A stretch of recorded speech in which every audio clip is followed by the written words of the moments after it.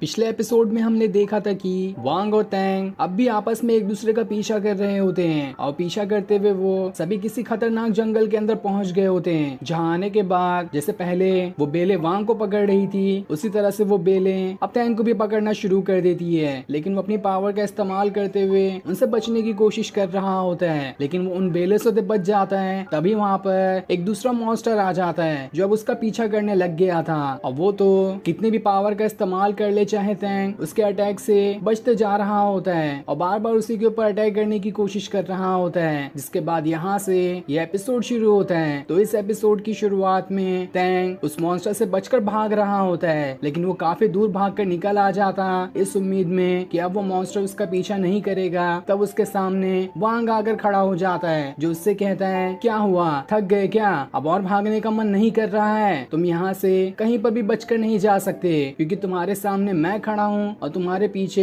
वो ही मॉन्स्टर है। तुम दोनों तरफ से फंस चुके हो, ना तुम इधर जा सकते हो ना ही उधर। लेकिन तब तैंग उससे कहता है, तुमने मेरे सामने आकर अपनी ही मौत को दावत दे दी है, अब तो मैं तुम्हें जिंदा नहीं छोड़ूंगा। जिसके बाद वो अपनी आखिरी और सबसे खतरनाक टेक्निक का इस्तेमाल करने वाला होता है। ये देखकर सीतू समझ जाता है कि आखिर ये कौन सी टेक्निक होने वाली है। वो वांग को बताता है ये अपनी स्वॉर्ड की स्पीड को बहुत ज्यादा फास्ट बढ़ा देगा, जिस वजह से इसकी स्पीड तुम्हारे फ्लाइंग स्वॉर्ड की स्पीड से भी ज्यादा हो जाएगी। तुम अपनी फ्लाइंग स्वॉर्ड की मदद से उसके ऊपर अटैक करोगे, इससे पहले ही वो तुम्हारे ऊपर अटैक कर देगा। इसलिए मेरी मानो तो यहाँ से चले जाओ। लेकिन वांग ने तो पूरा मन बना लिया था क्योंकि उसे इतना अच्छा मौका उस तैंग को मारने का दोबारा कभी नहीं मिलने वाला है, क्योंकि तैंग अभी ज्यादा इंजर्ड है। इसलिए वो ये तय करता है कि वो भी अपनी पूरी जान लगा देगा और अपने फ्लाइंग स्वॉर्ड की स्पीड को तैंग की भी स्वॉर्ड की स्पीड से ज्यादा करके उसे खत्म कर देगा। और होता भी बिल्कुल ऐसा ही है। तैंग जैसे ही उसके ऊपर अटैक करने वाला होता, इससे पहले ही वांग की फ्लाइंग स्वॉर्ड जल्दी से उसके ऊपर अटैक करके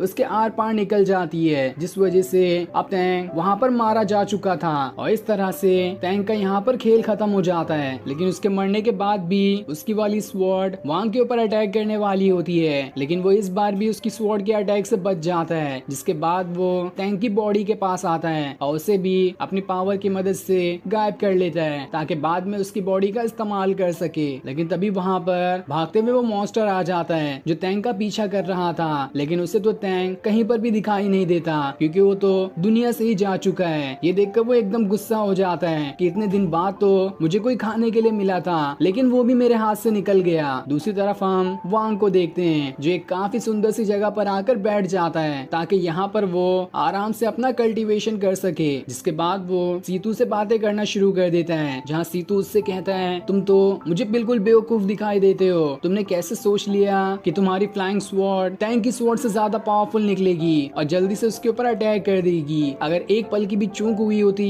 तो वहीं पर तुम्हारा खेल खत्म हो जाता, क्योंकि तुम्हें दोबारा मौका तो मिलता ही नहीं कि इसकी स्वॉर्ड के अटैक से बच सको। लेकिन तब वांग उससे कहता है, यही मौका मेरा सबसे अच्छा मौका था, क्योंकि उस टाइम टैंक थोड़ा कमजोर था और उसकी कमजोरी देखकर मैं समझ चुका था कि इसकी स्वॉर्ड की स्पीड उतनी ज्यादा अभी नहीं होगी, और एक बार जब वो अपनी पावर बढ़ा लेता तो उसके सामने मेरा कोई मुकाबला नहीं था, क्योंकि उसने फाउंडेशन लेवल को तो पहले से ही अचीव कर लिया है। इसलिए मैंने मौके पर चौका मार दिया। साथ ही मैं उसकी बॉडी को भी यहाँ पर लेकर आ चुका हूँ ताकि मैं इसकी टेक्निक चुरा सकूं। जैसा कि तुमने मुझे पहले कहा था कि अगर मैं किसी दूसरे की टेक्निक लेना चाहूँ तो ले सकता हूँ, तो क्या अगर मैं इसकी बॉडी का इस्तेमाल करूँ तो मैं इसका फाउंडेशन लेवल अपने अंदर ट्रांसफर कर सकता हूँ? जिस पर सीधू कहता है, हाँ तुम बिल्कुल कर सकते हो। ये करने में तो मैं ही तुम्हारी अच्छे से मदद करूंगा। तुम आराम से इसका फाउंडेशन लेवल छीन कर अपनी बॉडी के अंदर ट्रांसफर कर सकते हो, जिसके बाद तुम भी फाउंडेशन लेवल पर पहुंच जाओगे। इसलिए वांग टैंक की बॉडी के अंदर से उसके फाउंडेशन लेवल वाली पावर्स को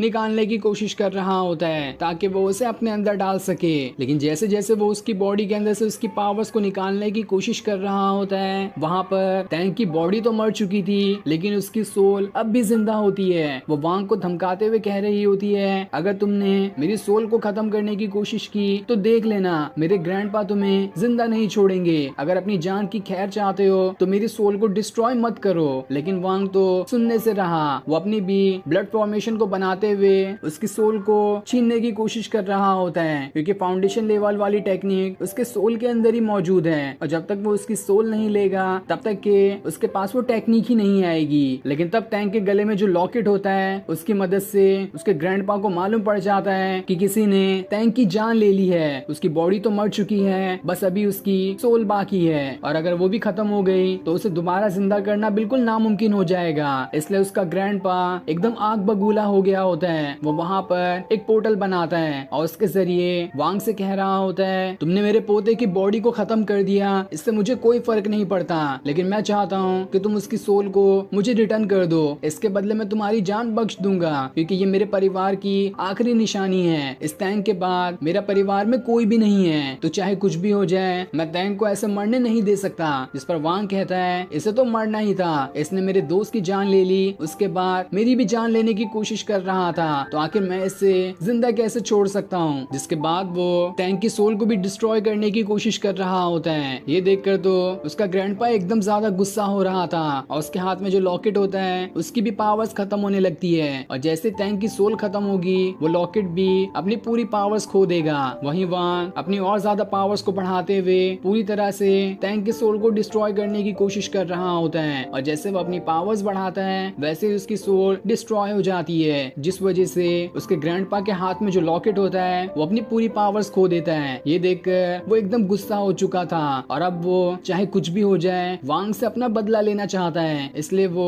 लाइफ कंज्यूमिंग बॉन्ड टेक्निक का इस्तेमाल करता है, जिस वजह से उसके अंदर से उसकी स्पिरिट बाहर निकल कर आने लगती है, और वो एक श्राप के तौर पर होती है। जिसके बाद उसका ग्रैंडपा ये श्राप देता है कि चाहे दुनिया में वांग कहीं पर भी क्यों ना छुपा हो, एक बार वो मुझे बस मिल जाए, मैं तो उसकी जान लेकर ही रहूंगा। उसका साथी उसे इस टेक्निक का इस्तेमाल करने नहीं कह रहा होता है, क्योंकि इस टेक्निक का इस्तेमाल करने से उसके ग्रैंडपा की जान भी जा सकती है। लेकिन टैंक के ग्रैंडपा ने तो अपना पूरा मन बना लिया था, वो अपने पोते को इस तरह से नहीं छोड़ सकते थे। जिसके बाद वो दोबारा से पोर्टल के जरिए वांग से कहता है, मैंने तुम्हारे खिलाफ एक बॉन्ड तैयार कर दिया है, और अब तुम कभी नहीं बच सकते, जितनी चाहे उतनी कोशिश कर लो भागने की, लेकिन मैं तुम्हें दुनिया के किसी भी कोने से ढूंढ निकालूंगा और तुम्हारी जान लेकर रहूंगा। लेकिन उसकी बातों से तो वांग के कान पर जूं तक नहीं रेंग रही थी, और वो पूरी तरह से टैंक की सोल को डिस्ट्रॉय करते हुए उसकी फाउंडेशन वाली टेक्निक को अपनी बॉडी के अंदर ट्रांसफर कर लेता है। और जैसे जैसे ये प्रोसेस पूरा होते जा रहा था वैसे वैसे वांग की बॉडी धीरे धीरे करते हुए फाउंडेशन लेवल पर पहुंच रही होती है, लेकिन तभी उसके माथे पर एक सिंबल आकर बन जाता है। ये देखकर सीतू से बताता है, ये लाइफ कंज्यूमिंग बॉन्ड है, अगर तुम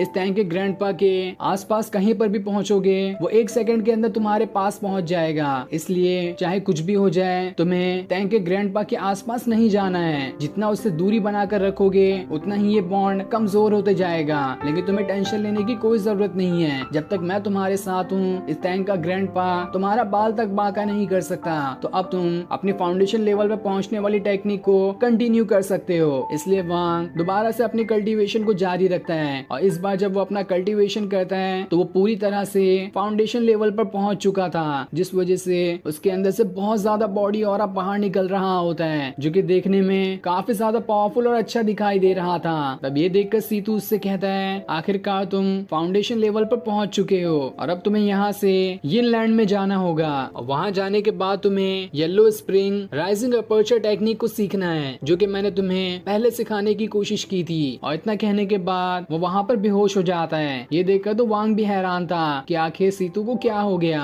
और फिर ये सीन दिखाते ही ये एपिसोड यहीं पर एंड हो जाता है। Thanks for watching.